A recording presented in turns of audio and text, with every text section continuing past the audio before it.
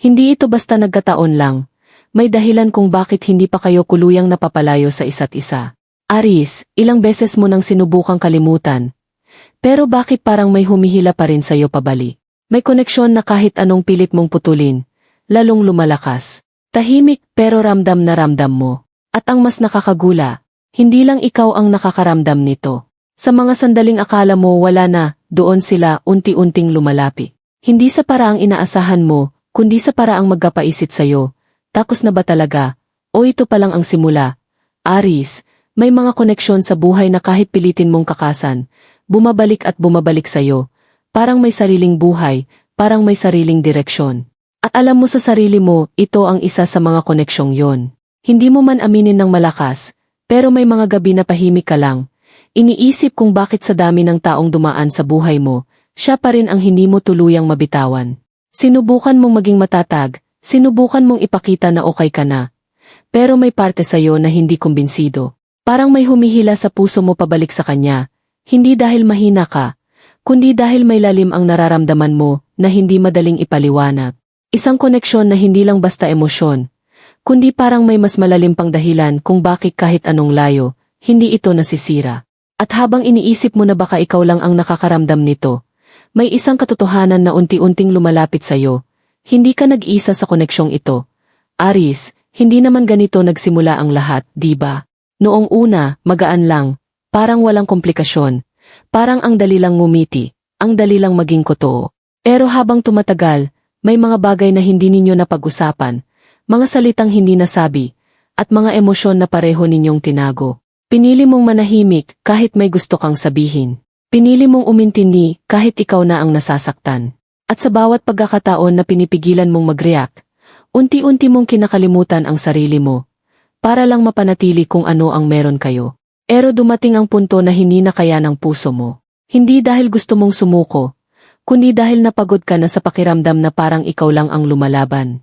At kahit na lumayo ka, kahit na pinilit mong kalimutan ang lahat, may mga alaala na kusang bumabali.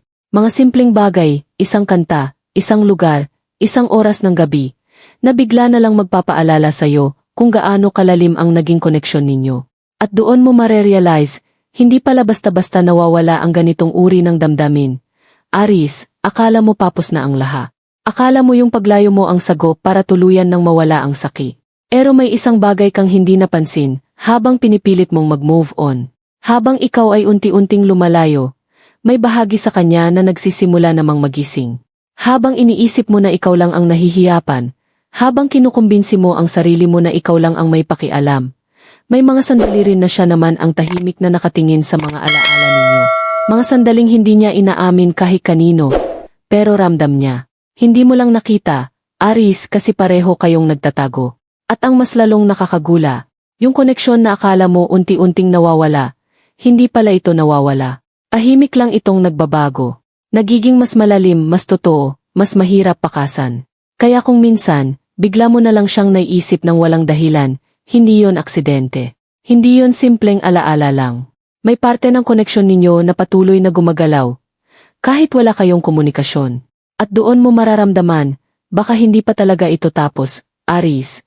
May mga koneksyon na hindi kayang ipaliwanag ng logi. Kahit anong isip mo, kahit anong dahilan ang ibigay mo sa sarili mo, may pakiramdam na bumabalik at bumabalik. Parang may mas malakas na puwersa na kumikilo sa likod ng lahat. Ito yung tipo ng koneksyon na hindi basta nabubuo. Hindi ito simpleng pagkakakilala lang, kundi parang pinagtagpo kayo sa tamang panahon, kahit hindi pa kayo handa noon. Minsan, ang tadhana hindi agad nagbibigay ng malinaw na sagot. Pinagdadaan muna kayo sa distansya, sa katahimikan, sa pagkawala. Hindi para paghiwalayin kayo, kundi para ihanda kayo sa mas malalim na pagkakaintindihan. Habang lumilipas ang oras, kahit wala kayong komunikasyon, may nararamdaman kang hindi mo maipaliwanag. Parang may presensya na hindi nawawala. Parang kahit anong pilit mong isara ang pinto, may bahagi ng puso mo na nananatiling bukas para sa kanya. Aries, hindi lahat ng koneksyon ay meant na matapos agad. May iba na kailangang dumaan sa layo, sa sakit, at sa katahimikan bago muling magsalubong. At kung nararamdaman mong may bumabalik, baka hindi lang iyon alaala. Baka iyon ay tadhana na unti-unting gumagalaw pabalik sa'yo. Aries, napapansin mo ba? May mga bagay na nangyayari sa paligid mo na parang hindi mo maipaliwanag, pero sobrang pamilyar ng pakiramdam. Bigla mo na lang siyang naiisip, kahit wala namang dahilan. Kahit busi ka, kahit nasa gitna ka ng ibang usapan, may isang sandali na parang humihinto ang mundo mo, at siya ang pumapasok sa isip mo. At hindi lang yon. May mga panaginip ka na parang totoong totoo, parang nandyan siya, kausap ka, nakatingin sa'yo, at paggising mo, may emosyon kang dala na hindi mo maalis. Parang may naiwan. Minsan naman, may mga kanta kang maririnig, o mga lugar na madadaanan, at bigla kang babalikan ng mga alaala ninyo. Hindi dahil hinahanap mo, kundi dahil kusa itong lumalapit sa'yo. Aries, ang mga ganitong senyales, hindi ito basta coincidence. Ito yung mga tahimik na paraan kung paano nagkaparamdam ang koneksyon na hindi patapos. Isang koneksyon na kahit walang salita, patuloy pa ring nagsasalita sa puso mo. At habang mas lalo mo itong nararamdaman, mas nagiging malinaw ang isang bagay. May paparating, Aries, sa lahat ng sakit na naramdaman mo. Minsan hindi mo naisip na may sarili rin siyang laban na hindi mo nakita. Habang ikaw ay tahimik na nasasaktan, siya rin, sa sarili niyang paraan, ay naguguluhan. Hindi niya alam kung paano haharapin ang nararamdaman niya.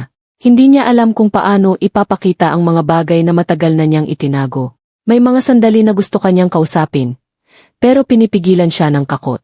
Takot na baka huli na. Takot na baka hindi mo na siya tanggapin. At, Aries, may mga pagkakataon na namiss ka niya ng sobra, pero hindi niya iyon inamin. Hindi dahil wala siyang kakialam, kundi dahil hindi niya alam kung paano magsimula uli. Habang ikaw ay naglalayo, siya naman ay unti-unting napapaisip sa lahat ng nawala. Sa lahat ng pagkakataon na sana ay ginawa niya ang tama. At ngayon, may isang bagay na hindi na niya kayang itago.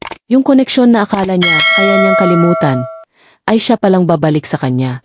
At sa pagbabalik na yon, ikaw pa rin ang hinahanap ng puso niya. Aries, kung minsan naiisip mo, bakit umabot pa sa ganito? Bakit kinailangan pang masira, lumayo, at mawala bago ninyo na-realize ang halaga ng isa't isa? Pero ang totoo, may mga bagay na hindi agad binibigay sa tamang panahon, kasi hindi pa kayo handa noon. May mga emosyon na kailangan munang maranasan. May mga pagkakamali na kailangang mangyari, para makita ninyo kung saan kayo nagkulang. At higit sa lahat, may mga sarili kayong kailangang buuin muna bago kayo muling magtago.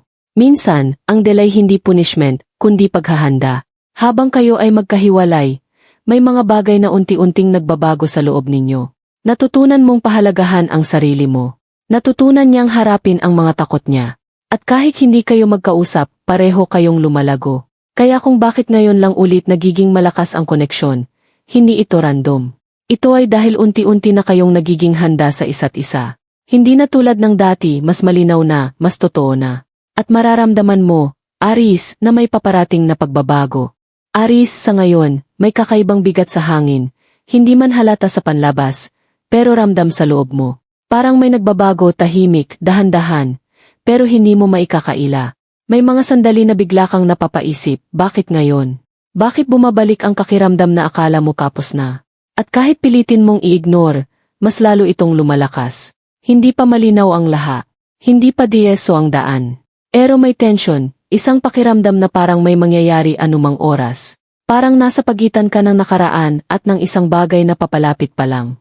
Hindi mo pa nakikita ng buo, pero nararamdaman mo na. At sa side niya, may parehong enerhiya. Parehong pag-alinlangan, parehong paghila pabali. Pero sa pagkakataong ito, hindi na ganoon kalabo ang intensyon. Aries, ang koneksyon ninyo ngayon, parang apoy na matagal nang kinago, at ngayon, unti-unti itong nagliliyab uli. Habang papalapi ang sandali, mas nagiging totoo ang isang bagay. Malapit na palaga, Aries, kung ano man ang papalapit ngayon, hindi na ito katulad ng dati. Hindi na ito basta emosyon lang na biglang lilipas, may lalim na, may bigat na, at may mga bagay na pareho ninyong mas naiintindihan ngayon. Sa susunod na pagkikita, kahit hindi pa malinaw kung paano o kailan, may ibang klaseng pakiramdam na. Hindi na kayo yung dating bersyon ng sarili ninyo. May mga aral na kayong dala, may mga sugat na natutong maghilom, at may mga salitang hindi na ninyo kayang itago. Hindi ito magiging perpekto. May kaba pa rin, may pagdududa pa rin, pero may katotohanan na hindi na ninyo matatakasan. Nasa kabila ng lahat ng nangyari, kayo pa rin ang hinahanap ng isa't isa. At sa pagkakataong ito, Aries, hindi na ito tungkol sa pagbabalik lang. Ito ay tungkol sa kung paano ninyo haharapin ang isa't isa ng mas totoo, mas bukas at mas handa. Dahil ang koneksyon na minsang nasubok, kapag bumalik, hindi na ito pareho. Mas matibay na, Aries, kung naririnig mo ito, hindi ito para kakutin ka o bigyan ka ng maling pag-asa. Ito ay paalala lang na ang nararamdaman mo ay totoo. At may dahilan kung bakit hindi mo ito basta ma-let go. Hindi ka mahina dahil patuloy mong nararamdaman ang koneksyon na ito. Sa totoo lang, kailangan ng lakas para harapin ang ganitong klase ng emosyon. Hindi lahat kayang umamin sa sarili nila na may bahagi pa rin ng puso nila na nakatali sa isang tao.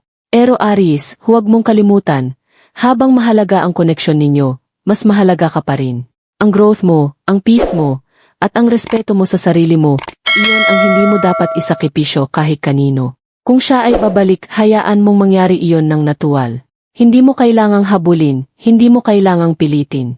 Dahil ang mga koneksyon na totoo, hindi kailangang ipaglaban ng mag-isa. At sa pagkakataong ito, piliin mo ang sarili mo habang pinapakinggan mo ang puso mo. Aries, sa dulo ng lahat ng ito, may isang tanong na hindi mo matatakasan. Bakit sa dami ng pwedeng makilala, siya pa rin ang bumabalik sa puso mo? Siguro, dahil may mga koneksyon na hindi talaga dinisenyo para kalimutan. Hindi sila nawawala, nagpapahinga lang, naghihintay ng pamang oras para muling maramdaman. At habang pinipilit mong intindihin ang lahat, may isang simpleng katotohanan na unti-unting lumilinaw, na ang koneksyon na minsan mong inakala na tapos na, ay hindi pa pala puluyang nagsisimula. Kaya kung nararamdaman mong may bumabalik, huwag mo agad kontrahin. Akinggan mo, damhin mo. Pero huwag mong kalimutan kung sino ka at kung ano ang deserve mo. Dahil sa tamang panahon ang mga bagay na para sa'yo, hindi ka langang pilitin. Kusang lalapi.